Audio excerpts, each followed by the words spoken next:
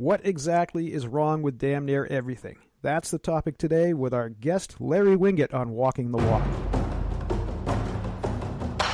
Welcome to Walking the Walk, the program for people who want to become better leaders and leaders who want to become better people.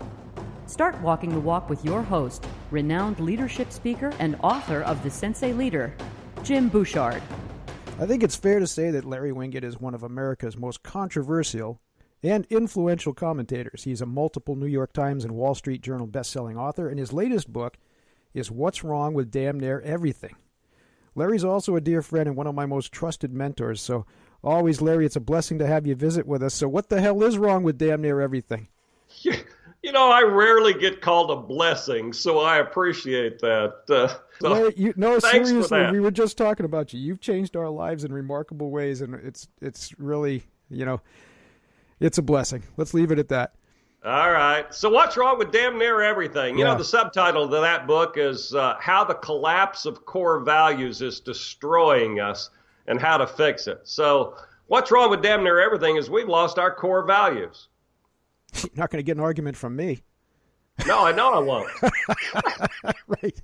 We agree on this stuff. I know it. But we get in a lot of trouble for saying that stuff, especially... Oh, to hell with them. Who cares? Right? I am so used to death threats and haters and being screamed at and called names and nasty emails and people chasing me through parking lots and saying horrible things to me. To hell with them. Our country has fallen apart for one reason. We've lost our core values. We don't know how to be nice to each other. We don't have kindness in our hearts. We don't work. Honesty, integrity, all those things are gone. And when those things leave, they manifest themselves in all the ways we're trying to fix right now. And that's what we have to realize. Core values is the key. Amen. A few years ago, we were talking, you told me that at the core of everything that you really talk about is two simple words, right? Personal responsibility. I think you had challenged us to wrap up, ourselves up in a couple of words. That's the ones that you chose, personal responsibility. I want to talk for a minute about the mass shooting in Florida, because when I knew we were going to talk this week, Sheriff Scott Israel came up with some brilliant comments the other day. We just blogged on this morning, actually, and I'll put a link to that. I gave him a gun. This is talking about the deputy who they're accusing of cowardice, right? Because he didn't run in there. So he said, I gave him a gun, I gave him a badge, I gave him the training. He didn't have the heart to go in. That's not my responsibility. Go. Here's the deal. I'm going to say I understand some of what he's saying. I have been the manager of a business. I've owned the business. And I can train the people who work for me to do everything right. Will they always do everything right? Probably not. So you can do the best job in the world of setting people up for success. And sometimes when under pressure, they simply will not perform. You've done your job, but you're not in the field holding their hand, doing everything all the time. Now, which makes it not your fault, maybe. That's what I was going to say. It makes it not his fault. However, the responsibility will still come back to him. Thank you. Keep going.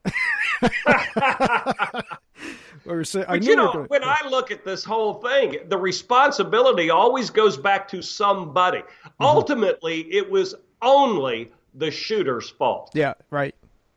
Okay, it wasn't the gun's fault. It wasn't the NRA's fault. It wasn't the fault of the laws or any of that. It was the guy who walked in with the gun and pulled the trigger. It was his fault. Now, responsibility is a different issue. Responsibility goes back all the way to parents and school systems and the FBI not respond. All of those things, there is responsibility to go around. No, again, I knew we were singing in Harvey. I always go back, one of my favorite people to quote is General Patton, and one of my favorite quotes of his is, a general officer who will invariably assume the responsibility for failure, whether he deserves it or not, and invariably give the credit for success to others, whether they deserve it or not, will achieve outstanding success, And to me, it's all about the idea that, when a leader abdicates that responsibility, there's a lot of problems that come into play. When you accept the responsibility, not necessarily the fault, what you're doing really is then you're gonna enable yourself to look at the situation and at least ask yourself, could something have been done differently, if not better, right? and you're going to engage that process. But when you abdicate that responsibility, well, I guess he does, because his other quote was, he is the most amazing leader. That's where he probably, in my opinion, got in the most trouble. When you step back and say, I'm the best, I'm amazing, and yet, especially when everything is on fire around you, you end up looking a little silly and stupid, and you lose all credibility. Arrogant, I thought, yeah. So, and how would we feel about him, and how would we talk about him right now today? Our conversation would be different if he had used the words that we just said. If he had said, I did give him all the training, blah, blah, blah, and what he didn't have the heart to go ahead and do it.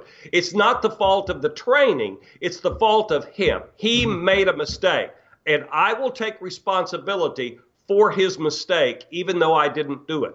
He did it, and I'll take the responsibility. We would have a different conversation. The entire country would be having a different conversation about the sheriff right now. And that gets me riled up too. And we could talk all day about all your different books, but that theme of personal responsibility in regard to the mass shootings. Like you said, there's parenting. There's a lot of things that go along the way. We've had some pretty visceral debates about that.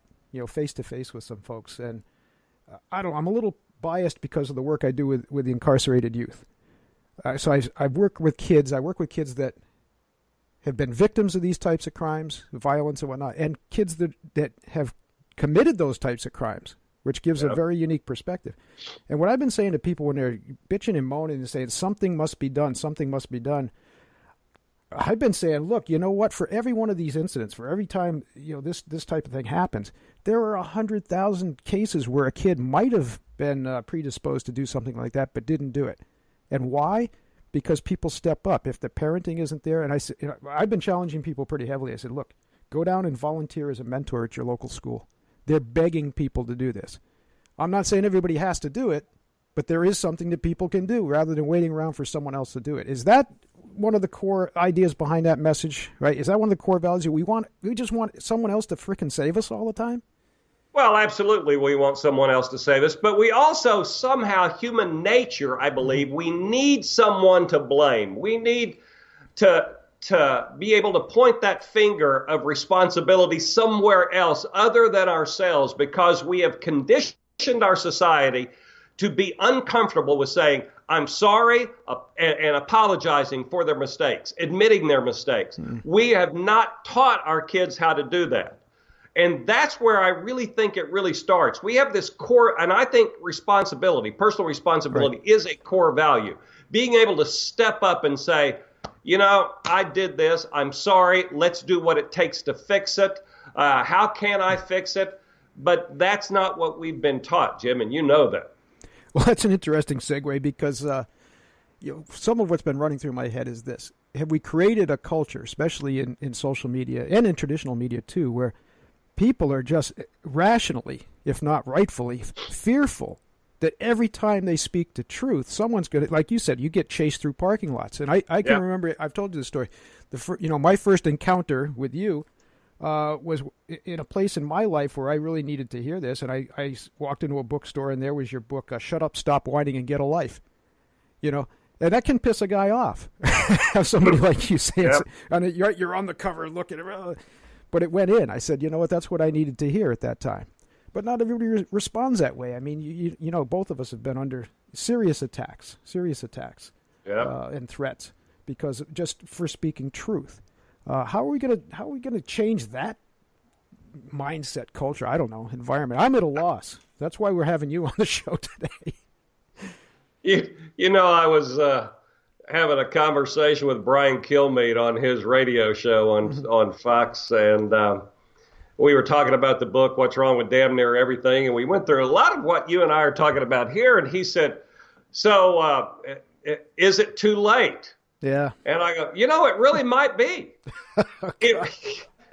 I wish you hadn't said that. I want to hear, but it really might be too late. What can we do? I'm not sure. I'm kind of at a loss like you. Yeah. Here's what I know. We can't fix the world. Right. And we're not going to fix the fact that people are ultimately going to go in with a gun or with a knife or with a baseball bat or with a car or whatever. Mm-hmm. If people want to do harm, they will do harm. bad people do bad things. That's who they are. It's inside of them. And we can't externally legislate any of that. We can't externally legislate the bad out of people. All we can do, and this I'm absolutely convinced, you can't even do it for your kids. You can try to do it for your kids. The only thing you can do is do it for yourself. Every single human being must step up and take responsibility and live by the core values that we've been talking about here. And when we do that, maybe people will see us as some sort of a role model that they would like to be like. Hopefully that's what our kids will do. And if we stop and actually parent our kids and talk about core values and live those core values in front of them, maybe we can influence them in some way. But the only control we have anywhere in life is over ourselves. That's it. And if we all did that, then the world would change, but we can't change the world. That's huge. You know, I keep coming back to this expectation of a guarantee, and I like that I like that you're using the word maybe a lot, you know, through that last little rant there, because you know, what is the guarantee? What is the guarantee, right? You do the best you can. And of course, that's a huge, huge topic in leadership today, that people's inability to deal with uncertainty. And I think to my mind, that's where we have this dependency, sometimes on a person. I think we have a childish dependency. I won't say I think. I know for damn sure, as a culture, we have a childish dependency on, say, the idea of a president, right? A single person that can do, you know, omnipresent, do everything for us. And we also, I believe, have a dependency, an unhealthy dependency on legislation, that we're going to pass a law and somehow that's going to change people's minds. I mean, again, working with folks, kids and adults that are incarcerated, that committed these crimes, that's not at the top of the mind, you know, right? They're not thinking about the punishment. They're thinking about what they need or want to do at the time, right, to satisfy some personal need or interest. And sometimes it's understandable, you know, it's scary enough. Well, I've learned, while I'm a black and white guy, it's right or wrong, hello or goodbye, you're either in the way or on the way. That kind of thinking appeals to me. I have learned to hedge my words by saying things like maybe, because there are no guarantees. I end all my speeches, well, if you did everything that I've talked about, and I talk about a lot in my speeches, does that mean that everything will go right? Well, no. That's not how life works. You can do everything in the world right, and it all goes wrong. Right. I mean, that's the way life works. And people say that's not fair. I'll tell you what's not fair is sometimes you can do everything in the world wrong, and somehow it all goes right. That's not fair. Yeah. But again, that's still just the way life works. Here's all we can do. And really, this is all we can do, is stack the deck in our favor. And we stack the deck in our favor by going back to core values like responsibility and taking care of yourself and being responsible. I was just going to say, hit some of the core values that you're really highlighting in the new book. Honesty. You know, we all would go to our kids and say, you have to tell the truth all the time. Really? 27% of Americans cheat on their taxes. We talk a better game than we act. Yeah. They're not reading the same stuff we're reading. I mean, Dan O'Reilly pretty much proved over at Duke that we all lie, you know, and that we're even wired to do it. Yeah, exactly. So believe me, if honesty were really valued in society, we give it great lip service, we wouldn't have any of the candidates running that we had in the 2016 election. We wouldn't have most of the political candidates running every election if honesty was really valued. Now, integrity, you know, and there's a lot of definitions of integrity. I like everything to be simple. So integrity is just doing the right thing when nobody's looking. And I don't see a lot of that. You know, all of our integrity is conditional. I'll do the right thing as long as nobody finds out. So integrity and honesty is conditional and situational. I'll be honest in this situation, but taxes, the government doesn't deserve my money. I'll cheat there. That's okay. We've justified it, rationalized it. So honesty and integrity are huge with me. But I think work ethic is one of those core values that we have to get back to. Amen. A full day's work for a full day's pay. Don't take the job and then not do the job or complain about the wages when you agreed to work for those wages. And don't gripe about your boss. The boss is the boss. By the way, he's still the boss, even if he's an idiot. He's still your boss. There's respect that comes with that. Yeah. And which right? Whose boss isn't an idiot when you look at right once in a while? Oh my God, yeah. Exactly. Yeah. And and look at the country right now. Mm-hmm. Okay, there are times, and I don't want to spend a lot of time, and I know you don't either, about Trump. I'm not a fan of him as an individual. Right. But I wasn't a fan of Obama for damn sure. Mm-hmm. However, I will always respect the office of the presidency. And I think that's what people have to do when they go to work. I'm seeing so much personal disrespect right now. And respect is a core value too. Mm-hmm. And that's one of the ones I really see us lacking right now. We would not have violence in school, Jim, if we learned to respect each other.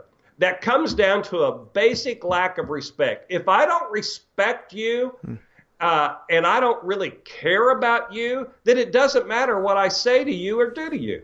No, it's fundamental, isn't it? I mean, we're talking there, it's pretty clear psychologically. It's a lack of respect for human life itself, right? I mean, exactly. We're not even seeing each other as individuals anymore. No, and we have so many, and look online, you experience this, I certainly do. Somebody today posted on one of the pages that I run in another business, and they were saying, how do you handle haters? Somebody said something mean to me. No, I don't know. I go, never oh had it happen. God, I have more haters in a week than you're going to have in your entire lifetime. Right. But when we've got so many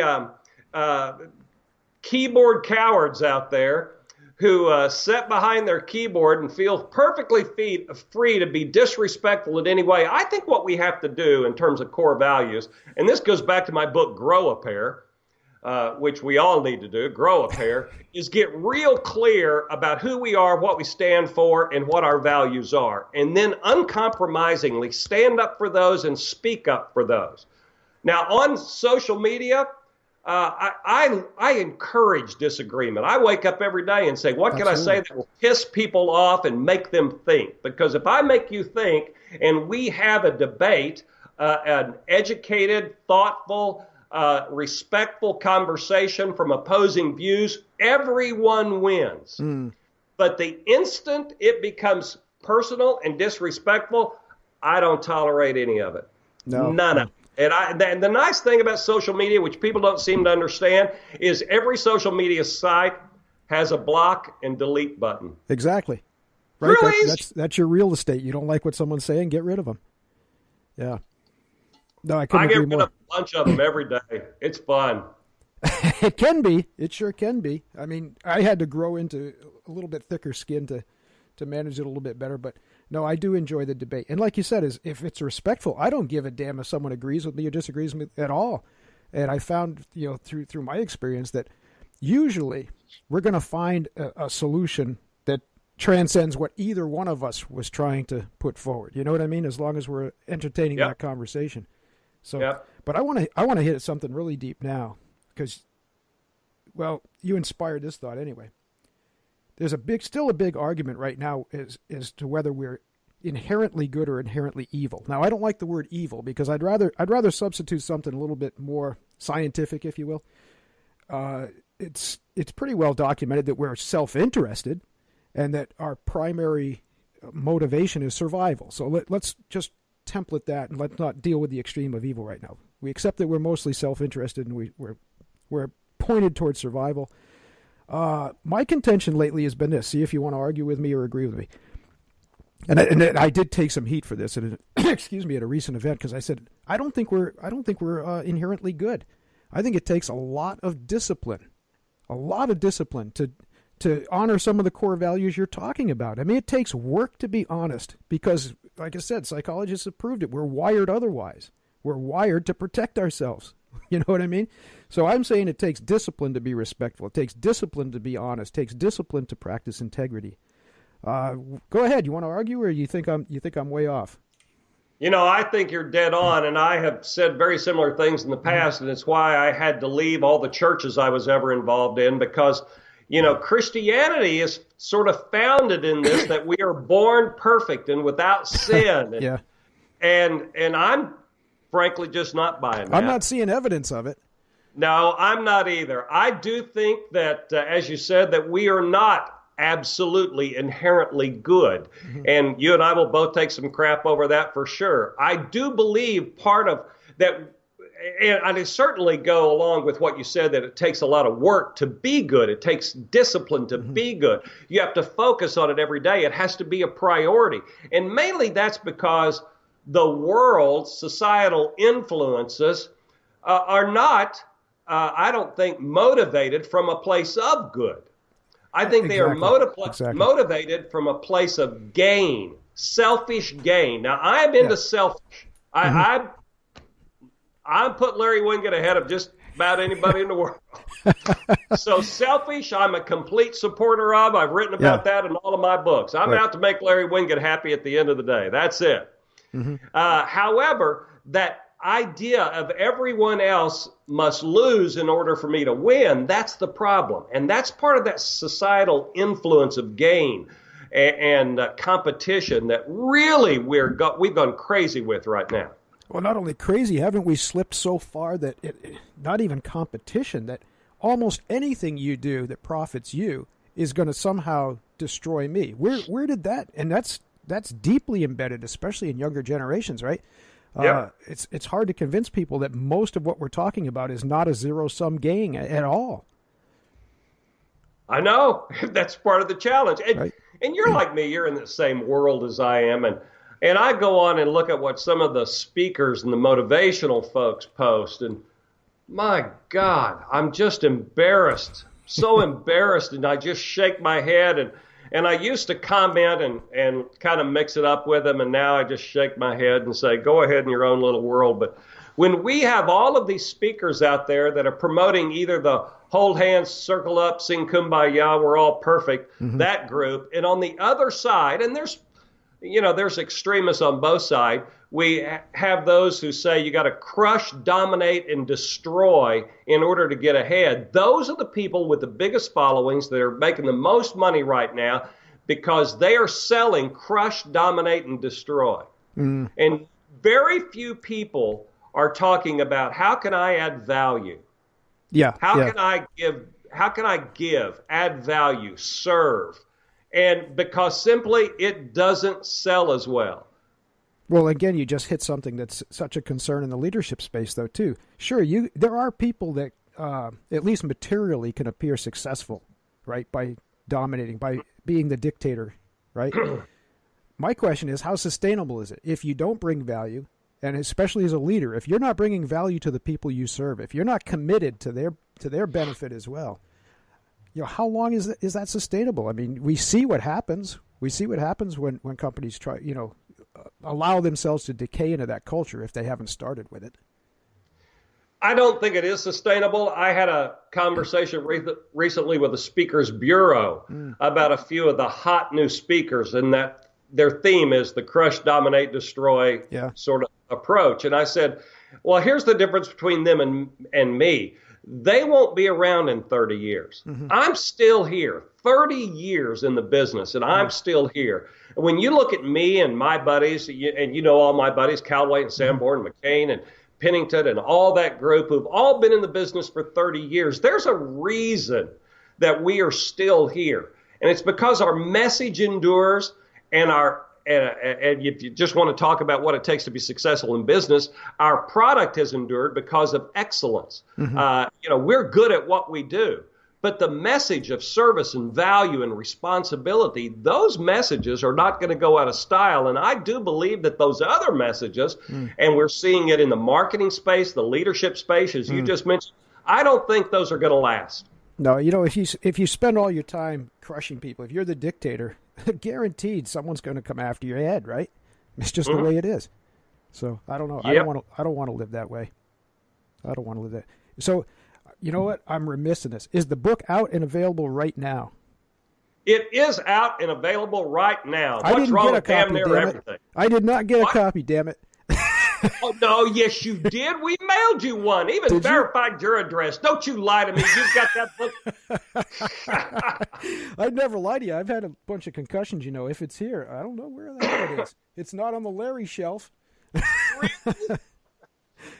Well, I tell you what, it's a good-looking little book. It's black, and it has a wonderful picture of me with a cigar. Can you imagine? I took a lot of heat over that, even, Jim. Can't imagine. They said, how dare you smoke a cigar on the cover of your book? There it is. So all the normal outlets, Amazon, all that stuff, or you want them to come to your website? I don't care where they go. Just buy it. Well, I'm going to tell people to go to your website, LarryWinget.com. I appreciate that. Yeah, because there's lots more good stuff there, too. Yeah, you can get a whole library of Larry stuff. Yeah, and I'm going to say this, and from the heart, you want to do something to mitigate and I'm not talking about it in the extreme. Teen violence, youth violence is a huge issue. Sometimes it manifests itself in a mass shooting. We pay a lot of attention to it, but it's happening every single day, and it's killing children every single day. If you want to do something about that, Larry, you wrote a book about parenting. Your kids are I keep saying your kids are your own damn fault, but you didn't swear. It's your kids are your own fault, right? Yep, your kids are your own fault. You know, I have written all these books, and I will say that that's my most important book. I really do believe that we can trace the problems that we're seeing in society right now back to bad parenting. Amen. And if we would just teach our kids, you know, I posted a meme just today that said parents are the first line of defense against problem kids. We've got to stop thinking my kid would never. And because your kid just might. So you have to become involved. We have to interact. We have to communicate. We have to ask questions and demand answers. We have to know their friends and check their social media. We have to be parents.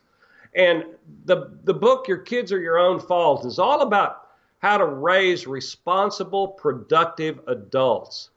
And somehow we've just lost our way as parents. We've decided friendship is more important than parenting. Yeah. And that's a huge mistake when it comes to your kids. Or people are just cowardly. They don't want the fight. You know what I mean? Yeah. And that's horrible. And I'm going to reinforce what you say. I'm going to say that, you know, it's the only thing we can do, because the through line, and here I got myself in some trouble for this one. I was arguing with an opponent of the Second Amendment rights, and I said, listen, by your own logic, if you want to really get to the core of it, right, the core of the issue, the through line in all of these events is absent, deficient, or abusive parenting. So instead of licensing guns, why don't we license parenting? Why don't you have to take a test before you can produce a kid? You can imagine what the feedback was on that one. You know, Jim, I really saw this as such a huge problem. I started another podcast. You know, I got my own Grow a Pair podcast, but I started one called How to Be a Real Man. And it's the How to Be a Real Man podcast. If people want to go, just go to realmanpodcast.com. You'll find out all about it. But here was the thing. I was sitting around and saying, what's really the problem going on in society right now? And I do believe it's the parenting issue, but I focused in on the man side of it, because we have such a problem with absentee fathers right now, and kids are not getting the right. And I will just go ahead and really, you know, we'll piss a lot of people off while we're doing this. I can feel it coming. Go ahead. Yeah, they need a stronger male influence. Kids need a stronger male influence. I especially believe that men need a stronger male influence in their life. They need a mentor. They need a role model. They need a guide through things that, while there are strong mothers who raise great men, and I will applaud them and pat them on the back completely, I think that those are the exceptions, that overall a lack of fathers in the home has really hurt us. And I looked at society and said, you know, we really are going to have to speak to men about what it takes to be a man. And, you know, when I said I was going to post about that, some idiot said, oh, how can you even do a podcast about that? You don't look like you even know how to fight. And I went, man, if you think that's what being a man is about, you're so mistaken. So I do talk about core values. We've got to teach. And here's what's amazing. I started a podcast called How to Be a Real Man, and we have more women listeners than we do men, because they value those values that we talk about. You know, honesty, integrity. They want to see it in their kids. They want to see it in their own husband, in their brothers, in their own father sometimes. I was just going to say that we tend to celebrate women who embrace traditionally positive masculine characteristics, right? and yet we vilify men who try to maintain those characteristics. You know, even the role of chivalry, right? Being a gentleman, being the protector, right? Yeah. Those things have been vilified. Yet we celebrate women that embrace those things. That's kind of an upside down attitude. I don't know. It is. You know, we took a little heat for doing this thing because, you know, there's not a problem with saying here's a women's entrepreneur organization, right? Or here's a women's networking group, or here's a women's whatever. But you start saying here's something exclusively for men. Yeah. Woo! Drop the hammer. Fire folks up. You sexist, racist bastard. I know. Well, that's somebody said, why don't you just change it to be how to be a person? Okay. Go ahead. Yeah, change it in your own mind. I'm sticking with how to be a real man. There you go. Larry, it can't be as long between visits, okay? I agree. This has been fun. Always good to talk to you. Oh, you as well. Thanks for sharing all these great ideas. And like I said, go look up LarryWinget.com. We'll put the links up. And as always, and I really mean this from the heart, it's just such a blessing I know we don't get to spend a whole lot of time together, but such a blessing to have you in our lives. Well, you should come out here where it would be more of a blessing, where the weather is always warm. We keep planning on it. All right, there we go. Thank you, Larry. Talk to you later, my friends. All right. Thanks for listening to Walking the Walk. Please share this episode. We encourage you to download and share the program with both experienced and aspiring leaders in your network. We also encourage you to suggest guests for future episodes. Complete information at walkingthewalkpodcast.com. Jim Bouchard is in high demand, presenting keynotes and workshops for conference, corporate, and community audiences all over the world. To book Jim for your next event, meeting, or retreat, visit thatblackbeltguy.com or call Alexandra Armstrong at 207-751-4317.